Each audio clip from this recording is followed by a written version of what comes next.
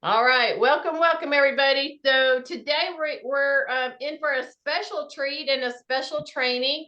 All of us are dealing with this whole NAR lawsuit, and although it's not fully in effect till July, we're starting to hear some things from our customers and our clients, and certainly seeing a lot of things in the media. And so we just want to be on top of, keeping all of our agents up to date and some training to just help as you are dealing with this. And so today, Jason, Kay, he is going to do the training for us. Some of you know him, some of you don't. But some things about Jason that you may or may not know. He and Trish worked together, been working together for many years together. A couple of things. 35 out of his last 37 buyer deals that he's done, he's took the buyers out one time and got them under contract. How many of y'all want to know how to do that? And a big part of that is because of his buyer agency agreement, which is a lot of what we're going to be talking about today with this whole NAR lawsuit. So this is somebody that knows what he's doing, knows how to talk to agents clients about the buyer agency agreement. And just one other thing that I wanted to share is he and Trish together have sold almost $1 billion with a B dollars worth of real estate. So he knows what he's talking about. And we are grateful, Jason, that you are here today to just train the agents. And if there's anything you want to add, feel free to add that before you jump in. So thanks again for being here, Jason. Absolutely. No, I think you did a great job with that intro. Thank you. The one thing I do need is to be made a co-host so I can share my screen. So while that's happening, how many people have seen the real estate market change in the last couple of years? Just raise your hand up on the screen. Yeah, I've seen some massive changes from in the last 3 years. We were starting to slow down. Things all of a sudden got kicked into high gear as soon as COVID sort of opened up a little bit. And then all of a sudden things died when interest rates shot up, and now they're back in high gear, except it's not consistent everywhere. So the one key thing about this, stuff changes. We have to be flexible and adaptable. Otherwise, we're going to die and be irrelevant. So good for you for being here. And let me see if I can. Oh, yes, I can share my screen now. Yay. Okay. All right. Does everyone see this? Let me get everyone's smiling faces back up here. All righty. So brief history, I have taught this class before, so if you've been on trainings, you may see some of it. It is similar, but it is definitely geared more towards the NAR piece. Corporate, of course, wants me to throw up this disclaimer. Basically, it says you have no guarantee of financial success on this class, and any successes you get will be based on how much hard work you put into it yourself. Thank you, attorneys. So some of you may notice that I talk really fast. I am from the East Coast. I also am a recovering engineer, so I do have a tendency to slip into acronym speak. Guys, please stop me, open your mic, shout out, put it in the chat box, whatever you need to do. I don't need to know this stuff. This is all for you guys. So, the more you interact, the more you're going to get out of this. So, yes, 35 of my last 37 buyer sites, I've taken the client out once and gotten them under contract. And you're going to see how I do that and why in a second. Now, most of this is because I didn't know any better, and I always treated my buyers the same way most agents treat their listings. I'm going to share that with you. I have a buyer consult. I'll actually share that with you. I get the slides from lots of different places. Okay. Feel free to R&D this, guys. You'll see some of these slides. I got one from Jeff Morrell. He got it from someone else. Most of this I got from my wife.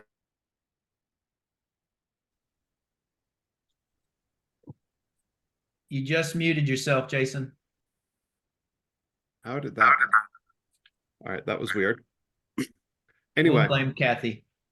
Sí, tendría que decirle a los del... He muted all. Vamos a ver mi hija y yo acá. Ajá, claro. Mi hija, su madre y yo acá. Yo viajo mucho. So the whole point of this is in this class, we're going to go over the process. This is foundational. You're not going to be able to end this class, go out and do this at a high level. You're going to need to practice this. There might be some skills that you guys are lacking that you're going to need to take additional classes on. I'll give you the resources on where to go for that. It's all cool. The more you practice, the better you get. Most superstars out there, most pro athletes, they aren't born that way. They have to practice. Key point here. So for those of you in Colorado, I am teaching this class as a 3-hour CE class. I'm only doing an hour and a half here, so it will be compressed. If you want more, go on to Cox Education and go search it. If you're outside of Colorado, not going to get CE credit for it, but you could still take the class. Anyway, as we get into this, this is going to be interactive. The more you guys participate, the more you talk, the more you raise your hands, either with emojis or whatever, the more you're going to get out of this. So how many people have been in real estate since at least 2020? Raise your hand. I'm hoping to see a lot of hands here. All right, keep those hands up. Okay. Now, if you've started before 2023, keep those hands up. If you haven't, put them down. Still a lot of hands. Okay. I started in, 2013. Let's try that one. All right. Some hands are down now. Okay. That's me too. Started in 2013. How about 2006 before the last crash? Any hands still up? All right. So the point here is there are a lot of people in this room who have seen a lot of change. So that's your warm up, guys. Look forward to more participation. Thank you. All right. So for those of you out there, some of you are going to want to know what I'm going over. Here it is. I got you covered. For those of you with no patience, feel free to click off. No, seriously. The whole point with that little exercise is there are different types of personalities you need to talk to, and you need to learn how to do it, how to figure out who you're talking to and how they will hear you. You'll understand this in a second as I get deeper into the disc and what that looks like. So both of these personality types I just mentioned, the ones that have no patience and are going to click off and the ones that want all the details, we'll get into that more. And you'll learn, more importantly, how to deal with them. So my background, I spent 18 years as a mechanical engineer in R&D and product development. First job out of school was Bell Labs, where I earned most of my 35 patents and my master's from Columbia while working full-time. And in school, I actually learned rocket science. Fast forward 18 years, my wife had more prospects and clients than she can handle. So she literally recruited me for my technical sales engineering project management job an hour and a half from home, where they were missing payroll. All right, so for those of you thinking that I have this natural gift, a talent, I just want you to know this doesn't come naturally to me. I learned all this. And the point is, if I can learn it, so can you. My first sale took me 9 months. I took those clients out and showed them 127 homes. Now, they did end up buying a $1.65 million home, so it was $40,000 GCI. Not bad for a first sale. But divide that out by the amount of time that I spent, and I made up less than minimum wage. Who here thinks that engineering is really a great start for being in sales? Yeah, no hands. So point is, if I can do this and I can figure it out, you guys can definitely do it too. So what was the net takeaway from that whole experience? Well, besides being awful, something had to change, and fast. Because while it was a great commission, it definitely wasn't enough to pay 9 months of bills. It was painful, really painful. And here's the key point. The client didn't respect me or think I knew what I was doing. So they literally fought me every single step of the way. Who here can relate to that experience? Yeah, there should be some hands up on that one, especially first or second sales. So the goal here is you don't need to work with just anyone. You need to build a pipeline big enough where you can refer out those problem clients, like my first one. That, however, is not this class.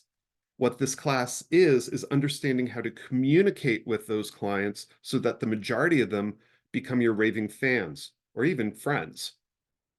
Now, a huge part of moving past that first client experience was creating my value proposition. A big part of it was really learning how to communicate. How many people think engineers can communicate really well with the outside world? Yeah, I'm seeing no hands. And there's a reason for that, because we can't. Most people don't know how to communicate even with other engineers. How many people have had engineer clients? I'm seeing some hands. Cool. Was it painful? Shout it out. Put it in the chat box. I should get that up. Yeah. Okay. So I actually like working with engineers because I've worked with them before. I knew how they thought. I knew what they needed to make a decision. Most people go, oh my God, these people can never make a decision. They just need data. And we'll get into what that looks like more in a second. So that value proposition, it was learning to communicate. Some of it was also creating a system on what to do with these buyers once I have them. Put it in the chat box or open your mic and shout it out. What does this sound like? What am I doing? You're mirroring them. Understanding their personalities so that you can talk to them better. I am. I'm also treating them like a listing lead. Listing lead, yeah. It's like a listing presentation. Yeah, because a big part of this, we're going to have to do with buyers what we've been doing for years with listings. Most people aren't. That's the biggest change that we're going to see out of these lawsuits, out of this NAR settlement. Some states, it's going to be a titanic shift. Other states, like Colorado, a bit less. And we'll get into that in a second, because we'll actually get there in really a second. So yeah, I'm going to share my listing presentation with you guys in a little bit. Feel free to R&D it, because as I said, even in engineering, most of my work was R&D. And by the way, more than 90% of my patents, I literally ripped off and duplicated from other industries. So R&D really does mean rip off and duplicate. What's working in other areas? Copy it, use parts of it. It's so much easier than reinventing the wheel, guys. Let me tell you. All right. So I really like this little graphic and definitely want to address that pink and purple striped elephant in the room, the NAR settlement. I was advised by a Colorado real estate attorney on the following. So this is not my opinion, and it is heavily biased towards Colorado. So check with an attorney or your state broker when you're dealing with this. And when you're dealing with any type of law, for me, especially Colorado law, there's a section called Conway Vogue. That only covers you so far. Be very careful on what you say and how you say it. And now back to our regular scheduled show. NAR settlement. It released over 1 million members from liability, all state and local associations. Here's a key point. All association-owned MLSs. For me in Colorado, that's the two big ones, Iris and RE Colorado. However, it does not include my old MLS in New Jersey, which is owned by two brokerages. So that one can still be sued. Check your own state. So all brokerages under $2 billion in transactions, all NAR members, owners, and principals. This doesn't include large brokerages, franchise holders, or Home Services of America. So keep that in mind when you're dealing with other agents. It could also be a great way for attraction. Just saying. Compensation. This is the biggie. This is the one everything I've seen in the news has gotten wrong so far. After mid-July, sellers can still offer a buyer agent compensation. And yes, I am reading this in my notes. They just can't advertise it in MLS. However, seller concessions can be advertised and can also be used to pay buyer agents. Gee, I wonder how this loophole is going to be exploited. So, some of the big changes, historically, buyer agents only take the commission. They don't do anything else. In Colorado, you're actually going to see the form I use. It's the state standard form for buyer agency. It's called the It's called the exclusive right to buy contract. It has in there an area where you can do a fixed fee, an hourly fee, or a percentage of the sales price.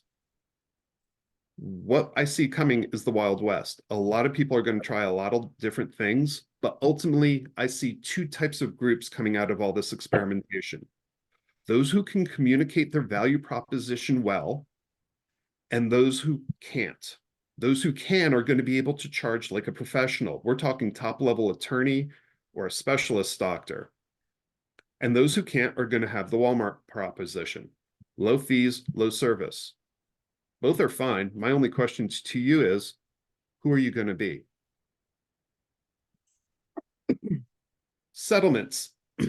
So NAR is paying out $418 million. I'm sure you've heard this. It's going to be over 4 years. They don't have the money. They said they're not planning on increasing our dues in 2024. Who's going to guess what's happening in 2025? Anyone think dues might be going up? Additional fees? Yeah. Anyone think we might be passing those on to the consumers as well? I'm sure some people are, because I know people in certain areas that are already charging their consumers fees for listing their homes and putting it in the MLS. So impacts. Again, going to read this directly from the attorney. MLS participants acting for buyers will be required to enter into written agreements with their buyers before touring a home, except for those states whose laws specifically prohibit that practice, which Colorado is one of. So the whole point here is go figure out what your state laws are. Talk to your brokers, because you're going to need to know this.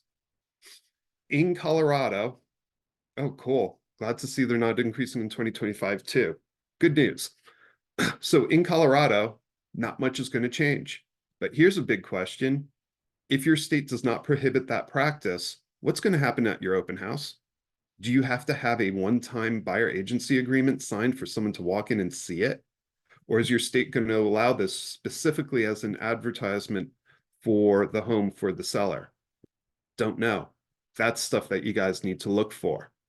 So, big hairy stuff. I'm not a big fan of law, but it does impact what we do. So make sure you know what is important for you guys. All right, here we go. This is now where we're getting to the fun stuff. Show of hands, how many people have ever done a one and done? Take a client out once and gotten it signed. I'm seeing 3, 4, 5, 6. Cool. High number. I love that. That's awesome. Very cool. Usually in a group this size, I see 1 or 2. But the whole point of that little exercise is it happens and not just for me.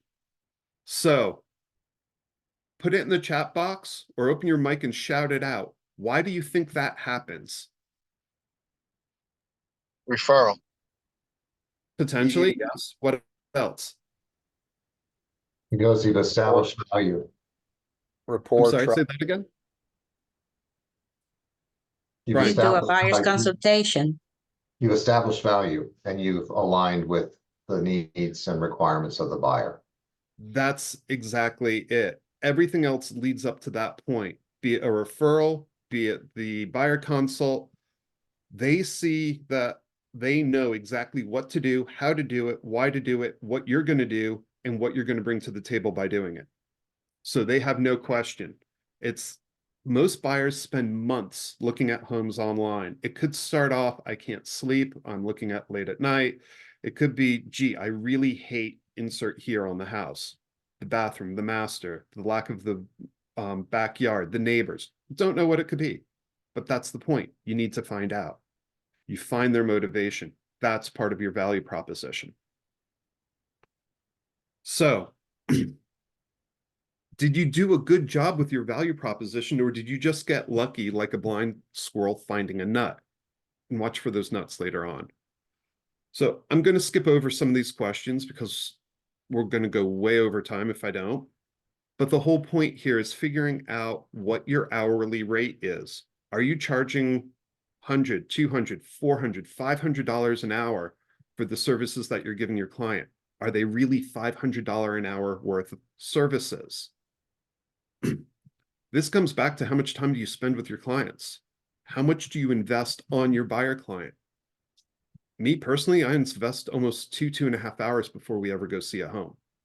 For me, that's critical. I do anywhere between 10 minutes to an hour on the phone before we ever meet in Zoom or in person, and then between an hour to an hour and a half doing the buyer consult. And we're going to get in depth and see exactly what that looks like. So before we do that, how many people currently get a buyer agency agreement signed before they take a client out? 1, 2, okay, 3. So some of you do. 4, cool. Good deal, excellent. How many of you are going to get it signed before after mid-July? There should be a lot more hands. Yeah, okay. So there's going to be a skills gap that we need to close here in a short amount of time. But the good news is we've got several months to do it, and it's very, very doable. So how many people take a client out once before getting a buyer agency agreement signed, either in recent history or currently? Yeah, I do it too. And there's a specific type of client I do it with. And you'll see what that looks like. I will actually give it to you in a second. So who wants to know why this is all crucial? And I've already said this once before, so you should all be able to shout it out now. I'll give you a hint. The value you add. Yes, absolutely. What does it do for the client? Trust, Trust and Yeah. comfort. confidence. Yep. All the above. You want that for your clients. Your clients want that for themselves. It's critical. Give it to them. It's a wonderful gift. So, as the title of this wonderful slide says, I'm sure you're all here. You want that secret sauce. So here you go. Take out a pen. Write this down. You need to have your clients and your prospects know your value proposition. That's the key. Been hammering on this for the last 20 minutes. So let's unpack that for a second. In order for you to be able to have your clients and prospects understand your value proposition, you need to know what that is yourself. So go make your 30-second elevator pitch, write it down, memorize it, treat it like your favorite script, because in all honesty, it is going to be your favorite script. So what's your value proposition, you ask? How do I make one? All great questions. Thank you for asking them. Well, as you can see from the last slide and this one, there are 3 parts. Who wants to guess what they are?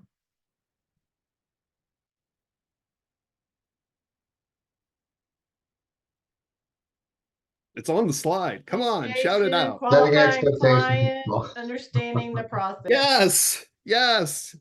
You need to set expectations and qualify. How you say something is just as important as what you say. This way your clients understand the process. And you have to have the right skills and mindset to be able to communicate those and your value proposition to your clients. Okay, you can leave now. Well, that's really getting old. No, but seriously, I chose a 3-legged stool for this icon for a reason. The concept is if one of the legs are weaker or shorter than the others, you're going to have a pretty wobbly stool and a very wobbly value proposition. Your clients are going to be able to sense that. They might feel it, they might see it, they might hear it. That all depends on how they learn. One of the key things is figuring that out. You know, are you a visual learner? Are you an auditory learner? Do you have to hear it? Do you have to see it? You know, do people feel something? You can figure this out just by the language they use. Oh man, I really feel what you're saying. Or it's like, I see where you're going with this.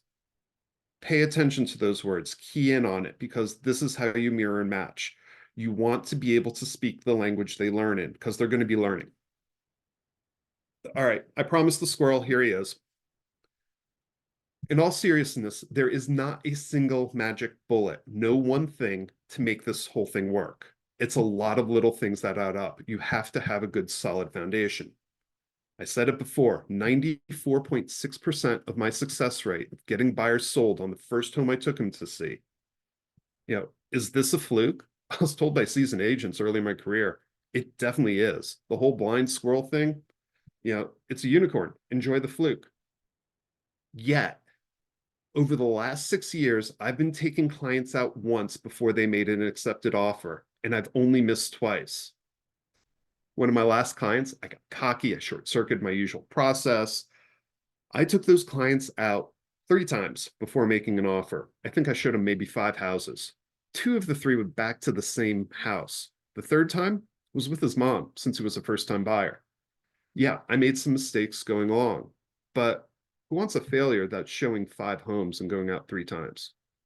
I mean, that's a pretty good failure. So, how many times did I take my clients out during the post-COVID insanity when there were multiple bids and people were making 10, 12, 18 offers? Anyone want to guess? Yes, I took them out once. I made 1 offer in most cases.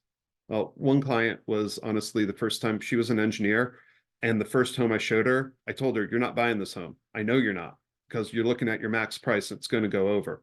This is not going to be real. This is strictly just a trial run. It's a dry run. I'm not going to let you make an offer.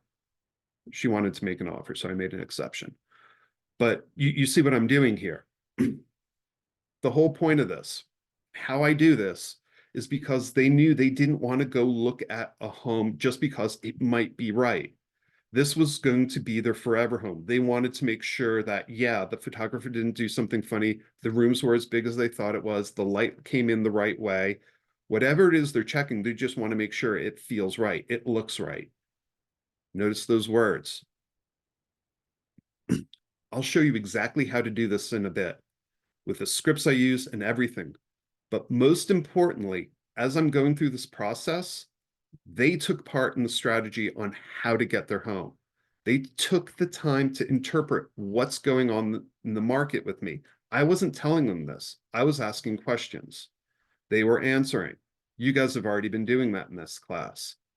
Are you starting to see how this is beginning to work and what this will look like? Cool. All right. So how do I do this? Well, as you could see, a big part of figuring out on getting the client's offers accepted before I wrote them was actually knowing what would it take to get the offer accepted. Sometimes it's a quick closing. Sometimes it's a long closing. Sometimes it's money. Many times it is. Many times it's something else in addition to. So a big part of this was calling the other agent, texting the other agent. What are your clients looking for besides the most money? Literally, that's my script. Write it down. Use it. Super, super, super powerful. Now, some of the other tricks I did was also calling other agents that were successful. What are they seeing in their market? What's going on? Going on to Facebook groups like Lab Code Agents. But most of this was having my clients understand what's it going to take. They hired an expert. Don't you want to listen to them? Now, you need to make sure you are the expert. They think you're the expert. They see you as the expert. Do you ask a brain surgeon what type of scalpel they use? Or do you ask them what their success rate is? Are you willing to do open heart surgery on yourself to save those high hospital costs? That's your value proposition, guys. That's why your clients should hire you. And by the way, yes, I actually use those scripts, those exact words as my objection handlers.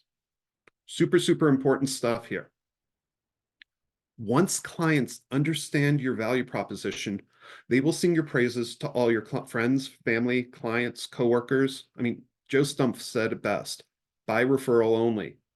That one client who missed the first time during the COVID insanity, I literally had my hands inside of chicken, carving it up, getting ready to cook it when my phone rang at 6:30 at night. I looked at my wife and went, "Can you grab it?" And she looked at me and went, "Okay." And she's answering the phone. She's like, "You want to buy a home? Okay. And how did you were referred by David?" I'm like, "Yeah, that was my last client. This is real." And my wife looked at me like, "Are you serious?" But that was during the order taker time of the post-COVID insanity. But I got that because of the way I handled that client, the way I went through and did the buyer consult, the way I handled the negotiations and involved them in the process. Super, super important thing. Now you're asking, how am I going to get people? All these people are saying, I don't want to pay a buyer agent. Great. Who knows what's been happening with FSBOs since 1980? Have the number of FSBOs been going up or down? Point it, shout it out, put it in the chat box. Down. Yeah, number of FSBOs have been going down.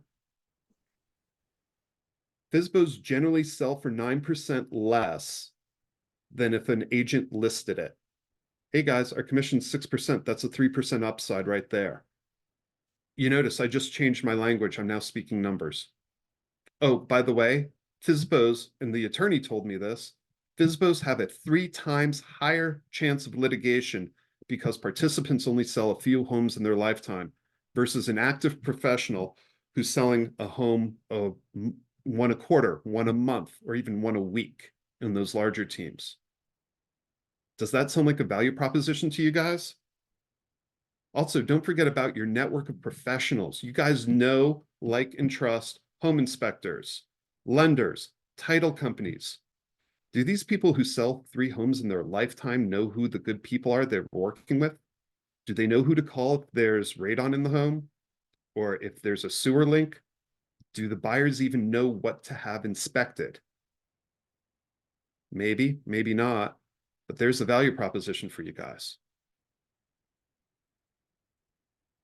So are you getting the point here? And by the way, you might hear that once or twice more in this class.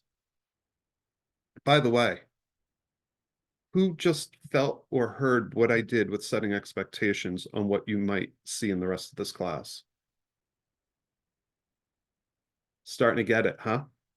That's the whole point of this. That's the secret sauce. Kristen, you've got a question. Shout it out, or, oh no, you're probably saying, yeah, you heard it. Never mind. Got it. Yes, Okay. sorry, I was agreeing. Got it. Haven't had all my morning coffee yet. Oh wait, I don't drink coffee. So I'm sure you guys have taken multiple classes over the years. I'm sure you've sitting in on webinars going, what's going to happen with the NAR ruling? Some of you may have had your state mandated classes already or ethics classes. How many people have had classes to become better agents this week? Cool. People are investing in themselves. I am glad to hear that. I've taken many of those classes over the years. Unsurprising, some are better than others. How many people role play? Yeah, cool, good. How many people use scripts? Good. I use scripts, I role play, I sit in and listen on classes, watch other people do it myself. I did it Monday, I did it Tuesday. Main reason why I'm not doing it today is it's happening right now. I'll be doing it tomorrow as well. You get the point. Michael Jordan does it. Brian, what's up? Yeah, for the past almost 2.5 years, we've been doing a role play, actually for the community. It's EXP, but other agents can come in as well. Every Cool. Monday through Friday from 8 to 8:30, and then 8:30 to 9, we have what's called real estate conversations about how to deal with things like this. And then on Fridays, that part is Coach's Corner, where we invite an attorney or some professional to come in and talk about things that are going on. That's freaking amazing. Thank you, Brian. Please share that information. Could you drop the link of how to get into those classes in the chat box? Sweet. All right. So for all of you that don't have role play partners, follow the link. Go onto Facebook, whatever it takes. Go practice, because it's a hell of a lot cheaper to practice this way with someone else who gives you a do-over than it is to go practice on a client. Now, what I'm about to tell you is not supposed to make you guys jealous or anything else, but it's to illustrate a point. The average home price in Boulder right now for a single family home, we're talking a 3.2 on 1/10 of an acre, is 1.5 million. It might need updating. The median list price of all the homes in MLS right now in Boulder is 2.2 million. I don't know about you guys, but for me to practice on a client at that price point is a really, really expensive way to practice. You blow it, you lose the client, you just lost that sale and that commission check. That hurts. Don't do that. There's a reason why those best athletes say they practice harder than when they're playing a game. This is that. So, first skill, NLP, neuro-linguistic programming. Anyone know what that is? Seeing no hands, one hand. Okay. So the main gist of this class, it's just as important on how you say something as to what is actually being said. This is how we talk to people's subconscious. Many people think this is unethical, I'm imposing my will or brainwashing my clients. The only thing this helps with is communication, being heard and being understood. The only thing this does for my clients is give them clarity. This way they know what decision they need to make and they can make it quickly because it's clear and obvious to them on what their path forward is. Now, my first NLP class I took was 18 weeks long. It cost over $1,000. This was more than a decade ago. I really invested in this. I believed in it so much, I recorded the sessions that were live, re-listened to the sessions, redid my homework, got so much out of it, I took the class a second time. I have since taken more NLP classes. This is huge, guys. If you have no other skills, go figure this one out. Go onto Zoom or Google. There's a ton of stuff out there. Start learning it. Take some classes. Go get a coach to help you with it. This is critical. Another critical piece, the second biggest part of the foundation to make this work is DISC. And in a minute, I'll actually drop in the chat box where you can go watch Michael Abelson, who's one of the premier people that understands the DISC profile, talk about it for over an hour. I also took multiple classes on this. So, anyone know what DISC is? Couple people. Sorry. Yeah, it's got to do with personality, has more to do with behavior than personality. Anyone want to guess what my DISC is? Gave you a couple hints along the way. Shoot, I Brian. already know. So I'm not. Alex, you don't get to say you know. Go for it, Brian. I would say C. See. I have a trailing C. I'm a Or DI. DI. Oh, awesome. Yeah. Most engineers are SCs. So I'd buck the trend on that one. That's sort of a red herring. But we'll get into this more in a second. And you're going to see how asking what people do for a living gives you deep insight on how to communicate with them and how they will hear you and what happens if you do it wrong. So, point is, I practiced all of this. I practiced this with my role play partners while doing scripts. I mean, I listened to recordings. I got aggressive with this. At one point, I had 8 role play partners a week. Now, my favorite role play partner and the favorite thing I did was sign calls. It was not easy. It was a half hour per side. We're not talking 15 minutes total and done type of thing. So I'm investing 2 to 3 hours per week with this guy. His name happens to be Adam Boxman. He was a lead buyer agent on a mega team outside of Philly. He just sold his interest in the team, brought a couple of his buyer's agents with him, and is starting over. He doesn't show homes. He has built the team to do it. He sees the client for the buyer consult and at closing, and they love him. He throws a party, hundreds of people show up. You get the idea. Getting back to the whole point of the role play is we practiced the different DISC profiles. The longest we could maintain a different profile was about 10 minutes. It took a lot of energy. It was not easy, but guess what? It's long enough. If you can spend 5 or 10 minutes being someone or practicing something where you slow down, if you talk fast normally, if you show empathy, if you understand where that person is going, you are going to be amazing. Your clients will love you. You will have instant rapport. You see where this is going now. Does this sound like, oh, I'll give it a try? Or does this sound like more how pro athletes practice? They keep hammering at it over and over and over and over until they don't have to think about it. It just happens. That's the magic. Quick little side story. Years ago in New Jersey, before we sold our business there, I'm sitting down at the breakfast bar having breakfast. My wife's doing her role play for listings. It's the right time. All of a sudden I look over at her and going, what the hell's going on? Wait, do you have a real buyer? And I'm looking confused and I'm hearing the answers. And she goes, okay, your turn now. Like, oh my God, that was your role play? The point was a switch literally flipped. Everything aligned and it fell into place. That's what you're looking for, that type of moment.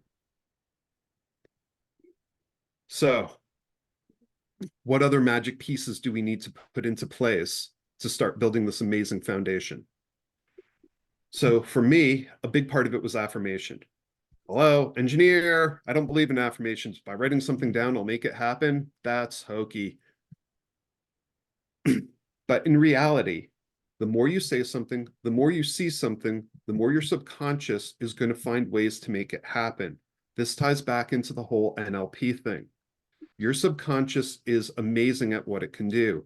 It can take in over 8 million bits of information a second, whereas your conscious mind can only handle about 100,000. So my favorite affirmation I still have write down and put on my mirror every morning and read is I am a magnet for many easy and lucrative deals. Write it down, steal it if you want to. The whole point of the affirmation is you write it as if it already happened, past tense. Make it happen. This way your brain figures out how to make it happen. You want $10 million in your bank account? Gee, I am so grateful that I have $10 million in my bank account right now. So, how many people do a buyer consult right now? Cool. How many people interview the client before they take them out on a buyer consult? I'm seeing fewer hands, but I'm seeing hands. Awesome. That's amazing. Cool. All right. Here's what that interview looks like. This is called the LP Mama. Take a wild guess why it's called the LP Mama. I'll give you a big hint. It's written down on that form. Look for the acronyms. Patient price motivation. Uh-huh. Absolutely. You know what? I'm going to actually go drop this in text box. Come on, guys. Let me attach form. Give me a second while I'm going and poking. It's taking me to the wrong place and being really slow. Okay, there it is. Have fun. You don't like it, go Google it. I know people who have taken this, typed it, have it as a canned response in email. They email it to their clients. There is no one right way to do this. I've seen hybrids of all the above. I personally like the conversation because I have an high eye and I like to talk. I like to talk to people and hear what they say. So once this is filled out, what do you do with it? Put it into a CRM. What's the best CRM out there, guys? The one you use. Yes. I don't care what it is. It's the one you use. So use it because that's your follow-up tool. Anyway, back to the LP Mama. I mentioned this before. I ask what they do for a living. Why? Because that helps me learn their disc profile. Are you an engineer? Great. You're probably an SC. Not always. Let me talk and verify. Oh, you're a CEO? You're probably a DC. Don't care. You know, they'll run right over your emotions and not even realize it. I had someone's spouse tell me that that's what their husband's going to do. Don't take it personally. That's who he is. He was a CEO of a 500 corporate 500 company. You get the idea. Most salespeople, sales, ID, DI, some combination thereof. If you can't figure out what someone is, maybe they're an ISC or some combination, because when they get stressed, they all of a sudden look like they have a D. If someone wants bullet points, checklists, they're probably a DC, a D, or a C as one of their primaries. That side, task-oriented. Give them bullet points, checklists. You want to talk in an executive summary way. The other side of the chart, those I's and S's, oh man, do they love stories. Give them the stories, give them the background. You're going to see what this looks like in a second. SCs, we talked about these guys, my favorite engineers. Those are the scaredy cats. They need data to make a decision. They also don't look like they're emotional. So they'll be going, oh boy, I'm really scared. Meanwhile, on the inside, they're going, oh my God, what's going on? Talk to them, find out. You'll find there's a person behind some of these facades. It's really quite amusing. Because I was talking with this one engineer, and he was an engineer's engineer. I mean, numbers like 0.006. I'm like, seriously? Okay. I like the fact I can estimate and get close enough. But that's the point here. Talk their language. This guy was so deadpan. He's like, yeah, this is really scaring me. His wife pulled me aside and went, he's absolutely freaking out right now. And I mean, it was just picture calm, nothing. It's like, good to know. Thank you. So I actually went up to him. I go, I understand you're feeling a little uncomfortable right now. Talk to me about that. He's like, oh, I'm glad you could tell. Most people don't see when I'm really nervous. That's literally how he answered. It was so weird. But that's the point of the disc, is being able to talk those languages. And let me drop this into the chat box. This is the disc class. For those of you in EXP, you can grab it. For those of you who aren't, go Google Dr. Abelson. You'll hopefully be able to see something similar. So the whole point here is, who are you talking to? These colors on that disc chart aren't arbitrary. The red and the yellow, they're more active. They're more outgoing. The blue and the green, they're definitely more passive. They will not tell you exactly what's going on unless you ask them. What's this look like? The D's and I's, hey, let's go. Let's get this done. Chop, chop. You might call them type A personalities. Something to be cautious of. Those C's, people with a high C can be very, very stubborn. So just be cognizant of that as you're dealing with these people. So getting back to the LP Mama, some of the questions that aren't here that I ask, and you might want to write this down, is, have they ever owned a home? Great. You do? Do you need to sell it in order to buy? I think you just found a listing lead in disguise, people. Are you pre-qualified? No. Do you need a referral to some of the best lenders in the area? Value proposition. Yes, great. I don't need it now, but I am going to need a copy of your pre-approval letter. Please send it over. You don't own a home? Great. So you're renting somewhere? When is your lease up? Why? Because I want to make sure that you're not homeless or have to do a double move. I've done those. They suck. You see where this is kind of starting to go. How soon do you want to move in? Oh, hey, are you working with another agent in this area or even looking outside of this area? Are you looking outside of this area and need a referral for another agent? Hey, great. I'll be happy to give you someone I know in that area. They are absolutely fantastic. And by the way, I just got a 25% referral fee. I will tell my clients I get paid on the referral fee, so I'm going to check in to make sure everything's going okay. Guess what? Most people don't care I'm getting paid. They care that I'm making sure their process is going smoothly. Most people understand we work for a living. This is not charity. We'll get to that in a second. This area I've got highlighted with the arrows pointed to it. I've corrupted this into the 3 most important things a client must have. When there's more than 2 people or more than 1 person involved in making the decision, I ask each of them what the 3 most important things are. If they disagree, especially a spouse, I'll tell them, go home after dinner. If you have kids, put the kids to bed once it's quiet, have a nice glass of wine. Each of you write down your 3 most important things, then combine them. I then ask them, what is it that's on your combined list? And then I ask them, who had this, who had this, who had this? What am I trying to do? Find out who's dominant. That's who I spend the most attention with. It might not be the CEO who's got a really dominant personality. He might be giving his spouse everything that they want. He doesn't care. He's not going to be home very often. They're going to be spending more time at home. This is what digging deep means. So, yeah, you ask price, bed, bath, things like that. I ask it again and again. You'll see what that looks like in a second. So why are these important? This, by the way, is digging deeper. What are you going to do with that third bedroom? Is it going to be an office, a guest room, or are you planning a family? Shoot, Alex. Hey, Alex, you have a question? So in that section, yeah, can you hear me? Yeah. Can you hear me? I can hear Okay. you. So not a question, but in that area where you have the circle, Yep.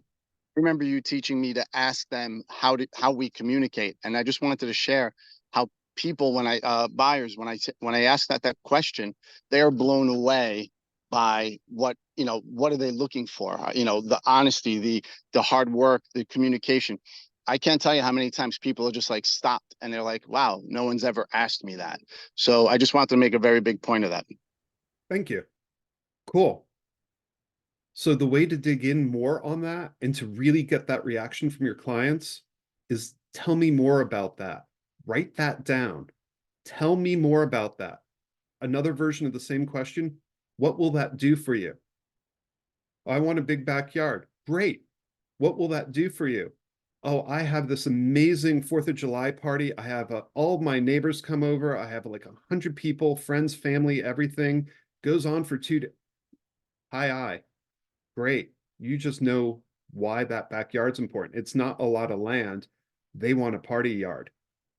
Hey, guess what, Mr. Buyer? I just found you the most amazing backyard.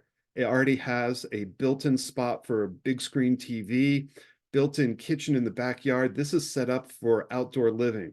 You want to go see it? Yeah. That's what this is all about. So I hear you guys asking, how does this work in real life? Well, let me show you from my personal experience what it looks like if you don't do a good job. Here, let's face it, many agents have similar experiences. Unfortunately, they keep on doing the same thing, keep making those mistakes. During the buyer consult or even the LP Mama interview, I tell them I will ask the same questions over and over again, not because I forgot the answer, which might be true, but I'll never admit it, but because the process can be iterative. Wait, didn't I just say that? Anyway, the point is, this is likely one of the largest purchases of their life, and it's a very, very big deal. So, quick story on what that looks like. I had this buyer. We'll call him Roger. Roger wasn't a shrubber, but he was looking for a new modern townhome close to town. I asked him why. His wife is from Brazil. Great. She doesn't have a driver's license. He wants her to be able to walk to town. Awesome. I like modern homes. Great. I live in an area where that's not very common. Took him out 3-4 months, showed him multiple homes. Probably about 7-8 homes at this point. I found him the needle in the haystack, a modern townhome built a year ago, sold, just came back on the market. The owner is relocating because of work. Hey, here is exactly what we're looking for. We are talking downtown living in a townhome in an old town that really doesn't have condos downtown. Perfect. And he hesitated. Like, Roger, what's going on? This box literally checks everything. These aren't going to come up very often. He goes, I know. But my brother will never be able to visit me. I'm going, why? He goes, he's in a wheelchair. He won't be able to get in the front door. And if he does, he'll never be able to get to a bedroom to visit. That's why those 3 things are so important. You never want to be in that situation. Now, what did Roger buy? A townhome walk to town? No. His wife goes, I love you, honey, but I need a driver's license. We live in freaking New Jersey. There is no mass transit. I have to figure it out. They bought a single family home, not a condo or a townhome, 2 miles from town. Massive spa-like backyard, and the upstairs was large enough to have the entire extended family from Brazil come and stay. It was larger than the townhome they were looking at. That's what those 3 things are so important for. So, at the end of this whole LP Mama thing, ask and set an appointment. Now, it might not always work, but does anyone know what I've just done here and how I've made the client feel by going through this process? And most importantly, what it does for the client. Come on, someone shout it out. How did I make the client feel, and what did the client just figure out? You That made them you're feel heard. that you're Yeah. listening to. That you care. Yeah, You created a relationship. yeah. All the above. Who thinks that's important for getting a buyer agency agreement signed? That's why I almost never have an issue when I ask someone to hire me. This is how you hire me. Okay. I don't have objection handlers because I don't get objections. So, last key critical piece, and this is the rest of the class, this is the next half hour, is, and I've said this before, is not to give information, but to set the buyer's expectation through information. This is critical because when your client's freaking out, it is so much easier for them to believe you and hear you when you say, "Do you remember when?" Then try to convince them that those nerves after making an offer is normal and they shouldn't withdraw their offer, or that the other side is moving as fast as they can trying to get a contractor in to handle those inspection issues. But here in Colorado, we've lost almost 90% of our contractors. So yeah, you gave them 3 days, but it's going to take a week and a half for them to actually come in, and we need to do an amend and extend that piece out. They're not dragging their feet. They literally can't get someone in. So this is that. This is when you want to have that conversation right now during the buyer consult on what to expect. Because when they're freaking out, you say, "Oh, do you remember when?" They're like, "Yeah, I remember." It doesn't make it easier and I don't like it, but I know they're not lying. I know they're not trying to pull a fast one. I know they're not doing something nefarious, whatever. So who's going to be brave and win the prize to guess what I'm doing here?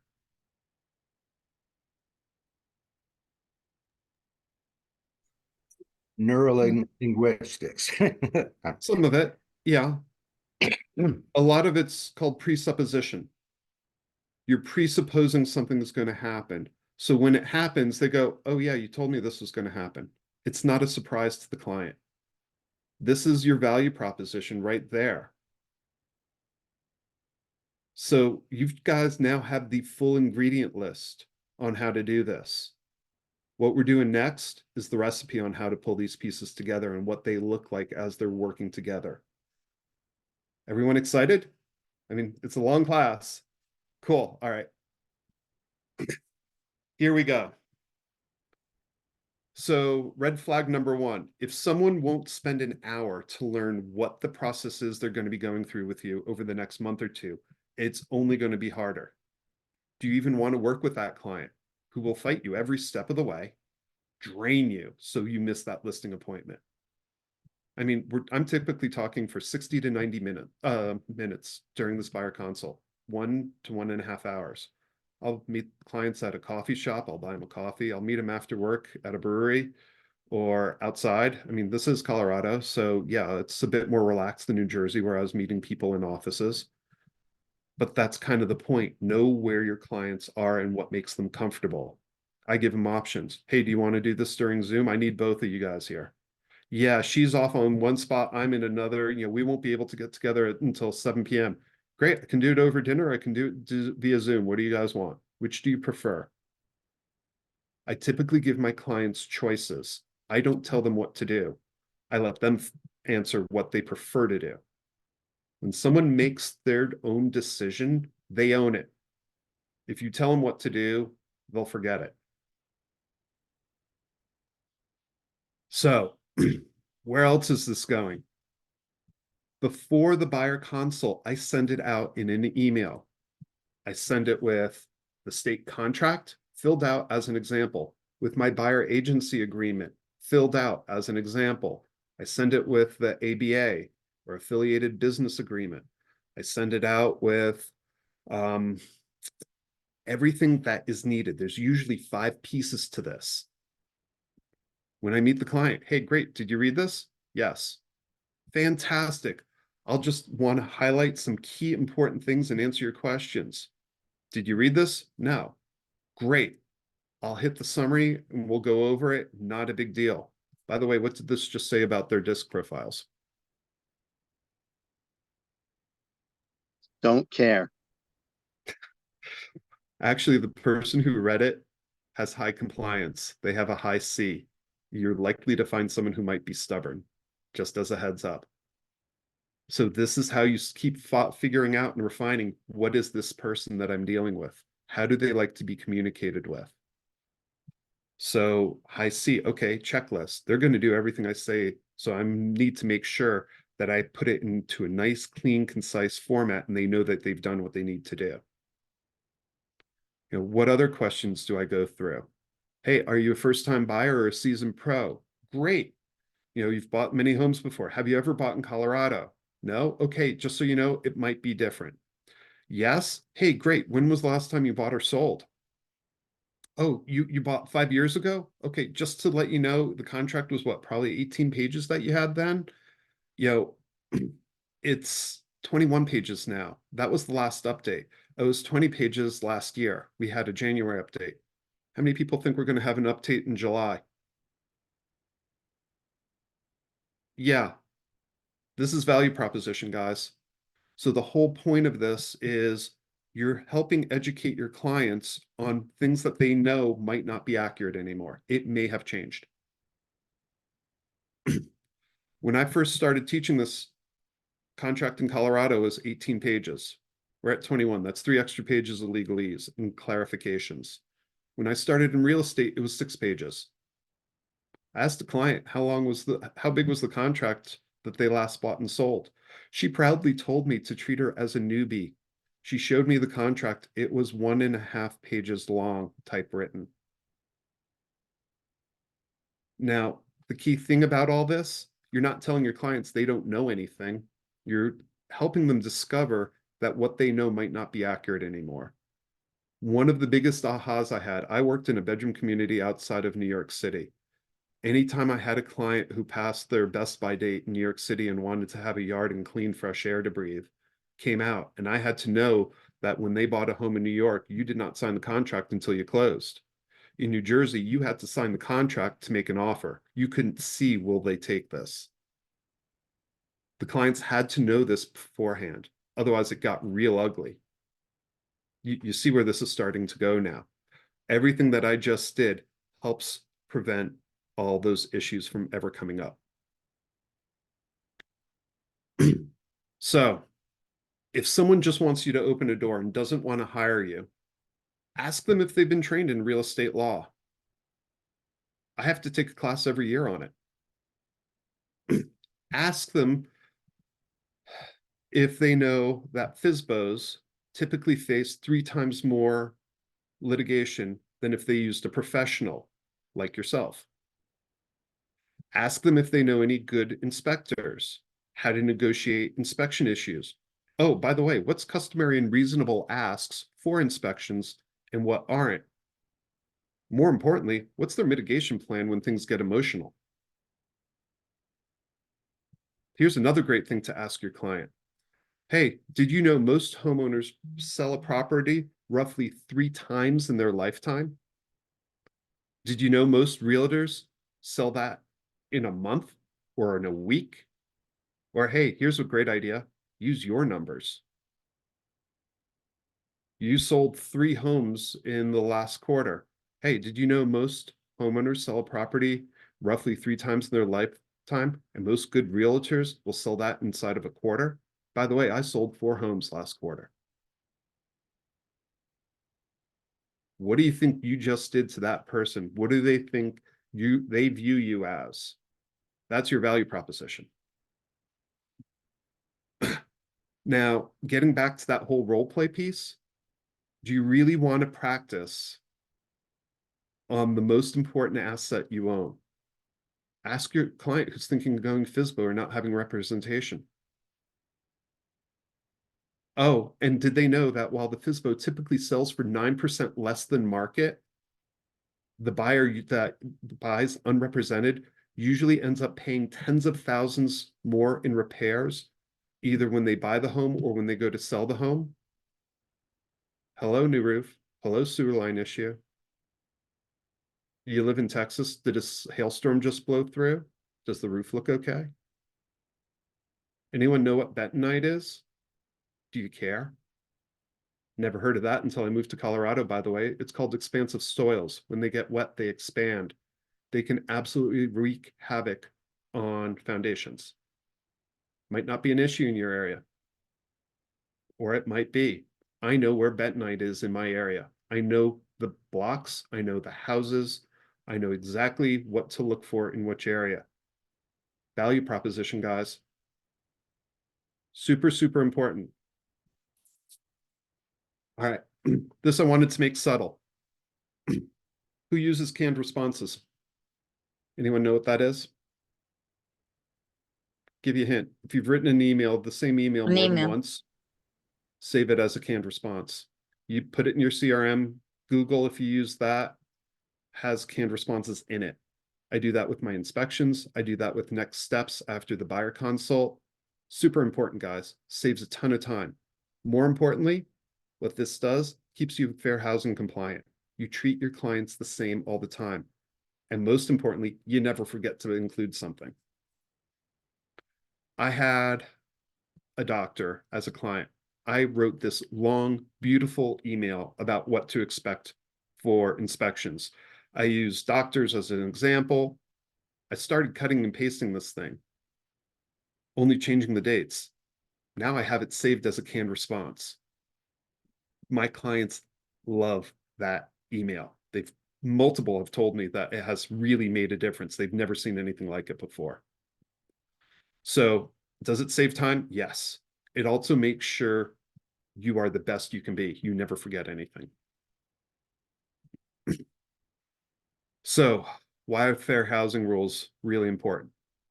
Well, I'll give you a quick example I heard when I was first starting out.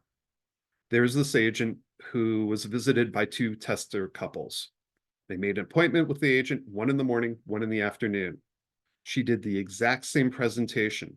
She offered the exact same services, exact same showing areas. No redlining. She was a professional, and she got written up. Why? Because in the morning, she offered coffee. In the afternoon, she offered the couple sodas, specifically Cokes. She goes, how is that running foul of fair housing rules? The couple in the afternoon was colored. They were African American.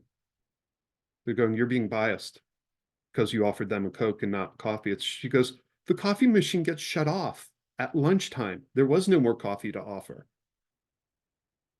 So be very careful on what you do and make sure you do the same thing over and over for all your clients, because you never know who's going to be a tester.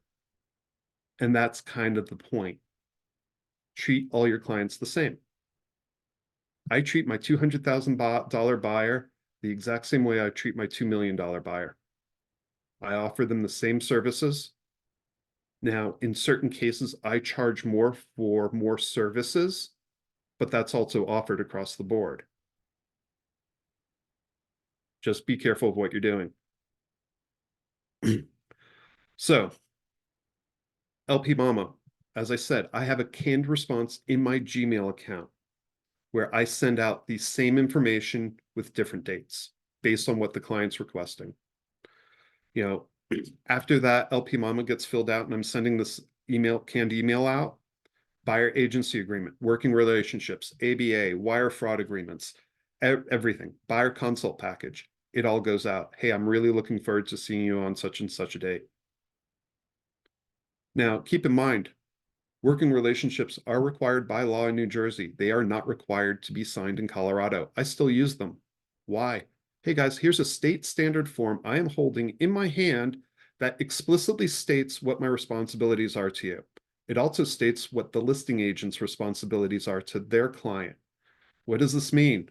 As a buyer's agent, my job is to help you get a home for the least possible amount of money or to get the home during a multiple bid situation. Listing agent's job is to get the most for her client and fulfill her duties. You see where the disconnect is going to come. You don't want to work with a listing agent. There's your value proposition. So for me, canned response, I keep all these forms numbered in a folder. I literally click and drag first 5, plop it into the email, blunk, there you go. Why do I not have them in the canned response? Because our state changes the forms every year. I want to make sure I have the most up to date. It's easier. What else can you guys systematize to make your life easy, to make sure you get everything to your client just the way you need to, so you'll never run afoul of these rules? Guys, this litigation is going to be coming as we enter the Wild West when all this stuff is happening.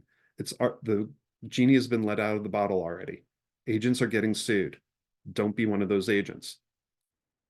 Now, I mentioned earlier, and I can still do this in Colorado. When I have an SC, an engineer, an accountant, a scaredy cat, I will take them out once before they have to sign the buyer agency agreement to hire me. That is my script. I literally tell them, I will take you out once. It is a dry run. You will not be allowed to buy this home. This way you can see what the process is. If you like what you see, you have to sign this form in order to hire me. I've had several engineers ask to sign the form on the hood of the car after the first showing. Guys, don't be afraid to ask your clients to sign. So those OCs, they want to know if you know your collective stuff. That's why I take them out once. They literally just met you. They don't know yet if they can trust you. Okay, so Kentucky, you have to get it signed before the first showing. So you're going to have to figure out how to get around this with those SCs. Brian, what's your question? It may be jumping the gun, but where do you have in here that if there is no offering by the seller to cover your commission, that they agree to cover your commission and your commission is X? Great question. You're going to see that in a second. So the whole point where we're going here is know your stuff inside and out. Be confident. Don't make anything up, because no one knows it all. I know I sure don't. And it's always changing. Gee, where have I heard that before? Point is, no two deals are the same, even if you sell the same house a year later. Completely different issues will be brought up during inspection. You get 10 inspectors through a home, you'll get 10 different punch lists of critical items. Kind of like when you go see a doctor. That's why you get second opinions. If you don't know something, tell them you don't know it and that you're going to go get the answer for them. Do you know the age of the furnace on that third showing you're going to? Do you think you need to? Is the home in this year's flood zone? When did the flood zones last change? Oh, here's my favorite question. How much will it cost to cut the grass? Hello, I live in Colorado. It's going to cost more to water it than cut it. Well, how much is it going to cost to water it? I have no idea. I live in a townhome 2 towns away. Let me go call the listing agent and find out for you. Day later, I had the answer for them. Point is, if you're showing one house, just one house, there's still too much to know it all. You just have to know where to go get that information for your client. So the phrase, fake it till you make it, I personally like practice it till you don't have to fake it. Do you lack confidence? Great. What do you need to get confident? Do you need to role play? We just have a role play session put into the chat box for us, guys. Do you need to know stats? Great, go look in MLS. You know, as the Nike commercial says, just do it, as in just prep and get confident. So before I get much further, let me drop this guy into the chat box for you. This is my buyer console. Yes, it needs to be updated. So a couple of the graphics, mostly the EXP logo, is going to need to change. But here you go. Have fun, R&D as much of it as you want to. So how many people have told their clients, I want you to be comfortable with this decision to buy a home? I'm seeing a couple hands. I don't do that anymore. I had a client, and I've had many clients that are never and never get comfortable with the idea of being hundreds of thousands of dollars in debt or the responsibility of having to fix and care and feed a home, even at closing. I never say it when I ask them to hire me. There's that script again. So going back to DISC, since I speak DISC and Engineered, they're just other languages like Italian and German. But that's the point of DISC. Those SCs, those engineers, accountants, they need data, provide the data. Last sold's in the neighborhood. If they need school data, get it from another source. Homes.com has a lot of this stuff aggregated for you. You could get the school data from Great Grades or US News and World Report. I don't give out crime stats unless asked, and I've only been asked once. You can also get that on homes.com. I like to use things in positive light. My favorite phrase is, it's all good versus no worries. Those top Ds, one sentence summary. My favorite story was walking up with a extremely high DC to this house. I'll skip the flowery prose. I unlocked the door. I looked him right in the eye. I went, this is the home you told me you wanted to buy. Turned on the hall light and let him go through the house. His wife, wonderful person, really high eye. I stuck with her during the showing. Oh my God, you're going to love this house. It's amazing. You guys are going to be able to, when you buy this home, presumptive close, you guys are going to be able to move in and you'll be in a week before the block party for Memorial Day weekend. It's amazing. All the neighbors bring their grills out front. You're going to get to meet everyone at once. Susie next door, she does this amazing cake. They get a couple of food trucks in. The tacos coming off the food truck last year, I have heard stories about still. It's amazing. And Fred across the street, he does this brisket. Oh my God. The listing agent gave me all that information. I knew the spouse would eat it up with a spoon. So that's what I was giving her because she was a high eye. Husband came back and went, great, how much should we offer? The wife goes, don't we get a choice? Can I have a say in this? He goes, honey, this is exactly what you've been looking for. You've been telling me this for a year. He goes, do you want to look at something else? She goes, no, thank you. He goes, great. How much do we need to offer to get the home? I want this done. That was one of my first one and dones. We went back to the office. I literally wrote it up right then and there. We went out to lunch and celebrated. Amazing script. So on this D's, I never go through it. Literally, very, very top level. What do I say? I got your back. What do I need you to do? I need you to work with me. You have any questions about a home? Call me, email me, text me. That's how I handle a deal on this page. Someone with a high C, I'll go through more of the bullet points. Two things that are not on this page. These are super important. Take out a pen, write it down. The first one is, I work 8 a.m. to 6 p.m., 6 days a week. I take one day off. Is that okay with you? Oh my God, you only take one day off? Yes, but it floats. I don't tell them that. I tell them I'll always get back to them within 24 hours via email. I will update them with what's going on in the contract. You're going to see that one in a little bit as well. If I'm out, I will have coverage to take care of them. I'll never text you after I've had one drink because, well, drunk texting is bad. That usually gets a giggle. The other thing that I say, super, super important. This is the single most important thing you can say during this entire buyer consult. This sets you up for the one and done. Make sure you write this one down. I typically only show clients 5 to 8 homes before they decide which one to buy, and I show the best homes first. That's it. That's the magic. If you've done everything else right, that's the icing on the cake that will make sure you get a one and done and get the buyer agency signed. Those SCs, I'll typically add in, or if they're looking nervous, do new homes come on the market? Yes, all the time. Why do I put that one in there?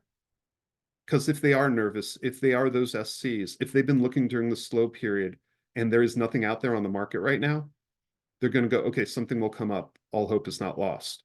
They'll continue listing versus shutting down. If they're looking for a single family home in Boulder and their budget is $700,000. I ask them, great. Open my laptop. I'll show them this is what's in the market right now. This is the average price. Question for you. Do you want to revise upward on what you can spend? Or do you want to look further out? If they're looking for a bigger home that their budget can't afford, great, same thing. Which do you prefer? Asking them questions is super, super important. Don't tell them it's impossible. Gee, I'd love to buy a single family home for $500,000. Yeah, I can't afford a single bedroom condo for that in this town. But you can in neighboring towns. So how far out do you want to go? Do you really need a 5-bedroom house, or is a 4 closer in going to work better for you? Super, super important, guys.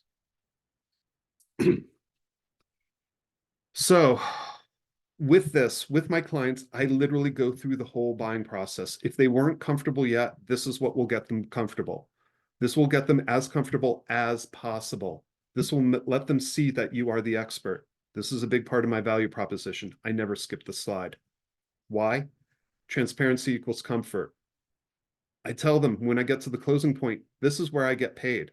I do all work for you. If you don't buy from me, I don't get paid. Why? Transparency equals comfort.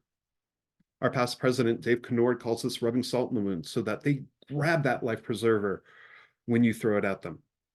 I prefer calling it setting expectations. This goes back to when they're freaking out. I will tell my client, when you make an offer or when it's accepted, you are likely not to sleep at night and will wake up wondering if you are doing the right thing. Let me tell you, the last time I bought with my wife, I woke up in the middle of the night, rolled over, looked at her and went, you can't sleep either, huh? She goes, no. I go, don't we tell our clients this is what we're doing, what will happen? I tell that story to my clients so they know it even happens to professionals. This is that whole setting expectation thing, guys. So transparency equals comfort. This gets back to Brian's question. You're going to see the slide on the next page. So I go through this. Basically, I say, if you have any questions, and by this point, they are feeling pretty comfortable and pretty certain they want to hire me, I will go through it with them. Literally, it's if you see an open house, great, go into it. Let the agent know you're working with me. And the way you can do that is you have to sign the buyer agency agreement in order to hire me. I will literally take it out, put it on the table, and go through all 6 pages of it. This is our state standard form. This answers your question, Brian. How do I get paid? Box 7.1.1. Here's my success fee. I will get paid, a percentage. 2.8 is my typical success fee. You want me to do more? Great. I will do more. I will charge more. There are other things here. I will check other things off. This box, super, super important in Colorado. This basically says 7.3.1. The seller may be able to pay me. The buyer has to pay me. When I'm on this, my script is this. I will tell my clients, this is how I get paid. My commission is negotiable.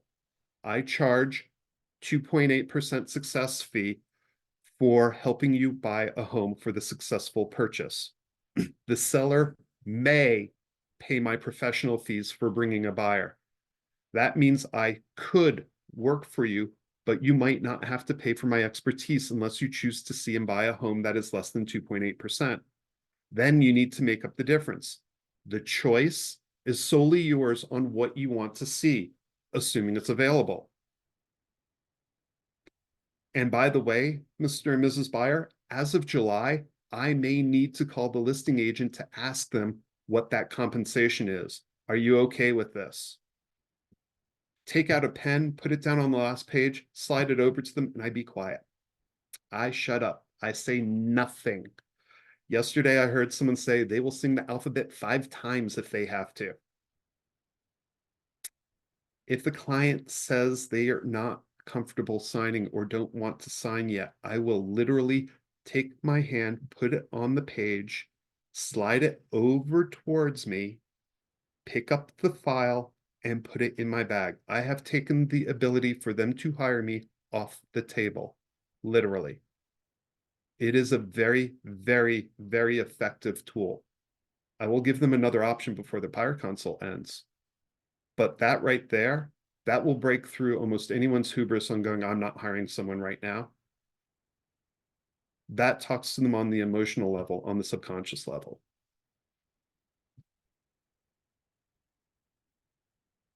What disc profile doesn't this work for? Been talking about my favorite group so far. Someone shout it out. SCs. Yes, the scaredy cats. That's when I bring out, we'll do a dry run. Or if you can't do a dry run anymore, let's go through the market. On this slide, on those high Ds, I got your back. Next. I don't even go over it. But you notice point number 10, keep you fully informed. So many agents don't do that, guys. Don't be that agent. It's so easy just to give them a quick update. I have a link to a Google sheet on where we are on the contract, what's been signed off, what exceptions are still out there and hanging over our heads. They can access it anytime. I update it regularly. I typically will send them a link multiple times, 2-3 times in a transaction. It's a Google sheet. It's a cut and paste. Literally, I copy it right out of the contract on all the dates that are required. Super easy to do. I love this slide. I tell them it's an old slide because it is. It's probably from the 80s, might be from the 90s, I don't know. But the point is, I go, yeah, that 0 on that first slide, yeah, that's more like 5 days before it hits the market. The 30 days, that's now exactly when it goes live. I start explaining the market. I'll ask questions. Hey guys, you've been looking for a while, right? Yes. Okay. So question for you. What do you think's happening with the market? Are there a lot of sales or not really? Not really. Why do you think that is? Are there a lot of homes for sale? No. Okay. Do you think there are a lot of homes are going to be coming for sale? Do you think, you can start playing for your own market? Are new homes being built? Are new homes, let's see, what is it called? New homes, families being formed. By the way, what do you think is going to happen with interest rates, guys? Thumbs up, thumbs down. Who thinks it's going up? Okay. What do we think is going to happen when interest rates drop? What's going to happen with the number of buyers on the market? Are there going to be more or less? Yeah. So is there going to be more or less competition? More. This is how you ask questions and involve your clients so they're part of the process. This literally will give them and have them go, okay, I made this, I own this, I authored this. I'm not telling them things. They're figuring it out. Super, super critical here. Remember when I said something about Starbucks earlier? Yeah, we're about to get into that right here. I got this slide from Jeff Morrell. It's in my buyer consult, guys. It illustrates the point. Is that 100% accurate these days? No, but it still illustrates the point. You look at the bottom number. You're talking 1 drink out a month difference to buy the home. Oh, I can't buy the home. Interest rates are too high. Well, we think interest rates are going to drop, but when that happens, home prices are likely to go up because there's going to be more competition. Do you want to buy now if you see the right home? Oh, by the way, if interest rates drop 3 points, would you refinance or would you keep the existing rate you have? I'd refinance. Okay. Now, I'm not saying date the rate, but buy the home, marry the home. I'm asking questions. So can you afford the home at the current interest rate? Yes. Great. Home will be more affordable when you can refinance later. Fantastic. Extra money for you. Glad to hear it. So what do I do here?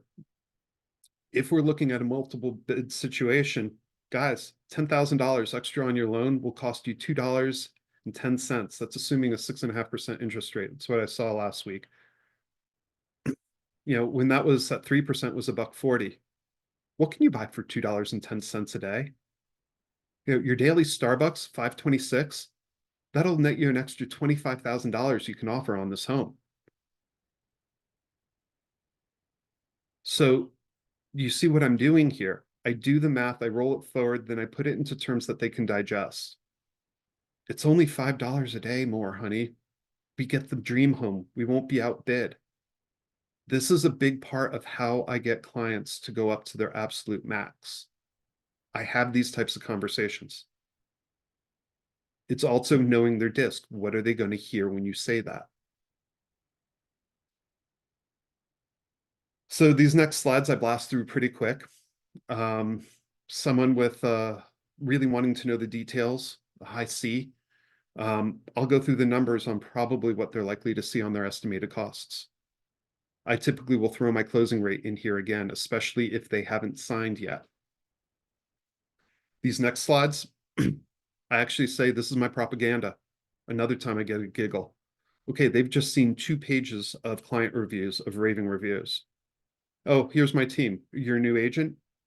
Ask your mentor, ask your broker, ask your team lead. Hey, can I use some of your reviews? Can I put you people on my team?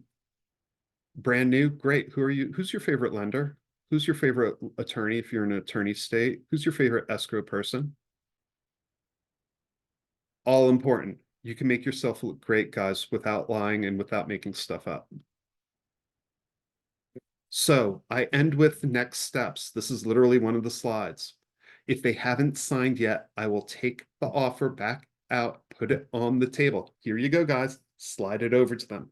Put the pen back on top. Here's your last shot to hire me. If they don't hire me, great. This is my script. Write this down. Hey, it's all good. You don't know me yet, and I don't really know you yet. This whole process can be confusing and very uncomfortable. My job is to make you as comfortable as possible and to make it as easy as possible. I take clients out only once before you have to sign the buyer agency agreement in order to hire me.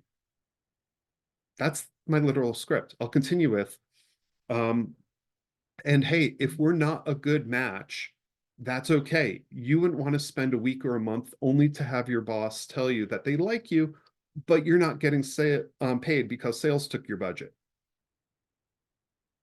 This is kind of like that. And yes, I use that phrase a lot. Most, if they don't sign right now, will sign on the hood after that first showing if you ask. Now, a lot of you are going to have to get it signed before that first showing. So how do you make this happen? Easy. Hey, guys, you have to hire someone by law before they will show you a home. Do you want to have someone who has your best interests at heart or someone who's working for the seller? Remember, we just went through working definitions of working relationships. You know what the seller does. They're looking out for the seller.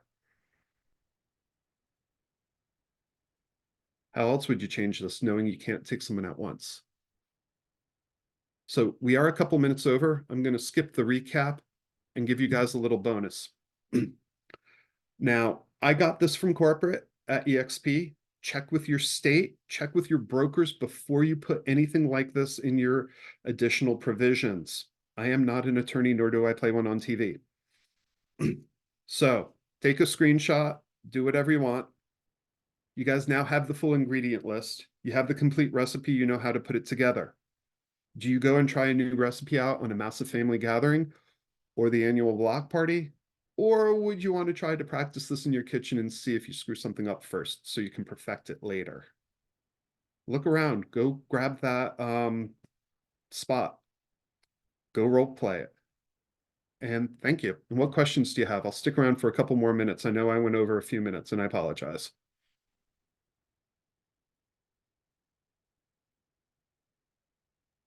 Anybody have any questions? That was some good detailed information, Jason. You know, really just to get everybody in the mindset. If you're not having these buyer agency these buyer meetings and consults, now's the time to start. For sure. So who has some questions? We're all in shock. Well, write down my cell phone number, find me in workplace, message me, text me, email me. when you guys think of something, I'll be around, be happy to answer it. Yeah. Are you And we'll making be your talking slides about available? this- Yeah. Oh, yeah, let me drop those in the chat box right now for you. Bless This- you, dear. Thank you. Thank you. And this was so valuable. I appreciate your time. You're welcome. Let's see, class. I need Hey, to pull Jason, while this- you're doing that, Excellent presentation, Jason. Thank you. You're welcome. Go ahead. Jason, you had said at the beginning of your presentation that you're doing this a little bit longer in Colorado for CEs. How do I find Yes. you? Cox Education. Let me grab the link. I'll drop it in the chat box. Is that only for Colorado? CE credit is only for Colorado, but it's the class itself, anyone can take. And let me Y'all, grab the this is one such a great example of EXP's culture, that we want everybody to be better. We want everybody to be top of mind and at the top of our team. So a lot of companies would never share this information among themselves.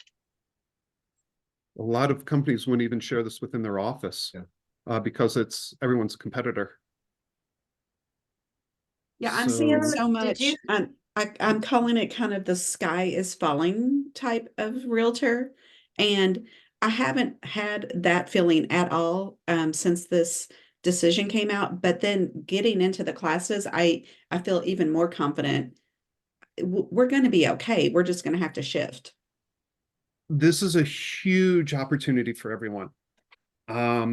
Because what's going to happen is there really is going to be two types of people, two types of buyer agents. Those that can say what their value proposition is, help their clients uncover what they're really looking for and truly help their client, and those that can't. They'll become door openers. They'll become the Walmart. Everyone else, they're going to be absolutely amazing at what they do. And I actually see those top people increasing their pay, making more money because of this. So, yeah, Brian, question.